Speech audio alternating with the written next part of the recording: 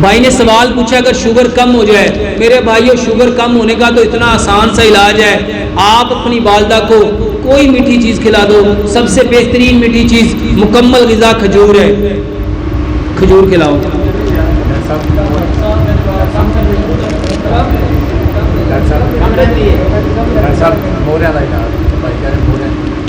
بھائی نے سوال پوچھا ہے کہ مہروں کا علاج کیا ہے، میں نے میرے بھائیو اس کتاب میں بتایا ہے کہ صرف لمبا سجدہ کرو، لمبا سجدہ کرو، لمبا سجدہ کرو۔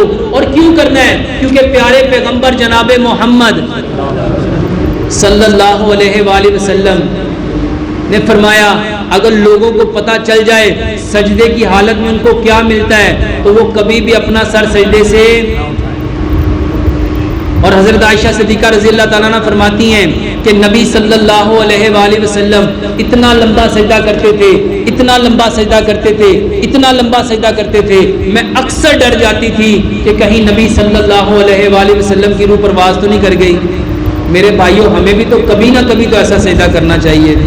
تو چلو اور کچھ نہیں کر سکتے اپنی بیماریوں کے لیے کر لو، تو لمبا سجدہ کرو، مہروں کا بہترین علاج ہے۔ اور سجدہ کرنا کیسے ہے؟ اپنے ہاتھوں کو آگے کر کے رکھیں گے اور اپنی اس جگہ کو سجدے میں زمین پہ پریس کریں گے، اپنے بغل کی سفیدی، یہ بغل کی سفیدی نظر آنی چاہیے، اور آپ کے بازو سے بکری کا چھوٹا بچہ گزرنا چاہے آرام سے گزر جائے، اور اپنے پیٹ کو کبھی بھی اپنے ران کے ساتھ نہیں لگائیں گے۔ اور حضرت عائشہ صدیقہ رضی اللہ عنہا فرماتی ہیں نبی صلی اللہ علیہ وآلہ وسلم جب سجدہ کرتے تھے آپ کی انگلیاں زمین کے ساتھ چپکی ہوتی تھی اور ایڑی دوسری ایڑی کے ساتھ ملی ہوتی تھی، اس حالت میں سجدہ کریں گے۔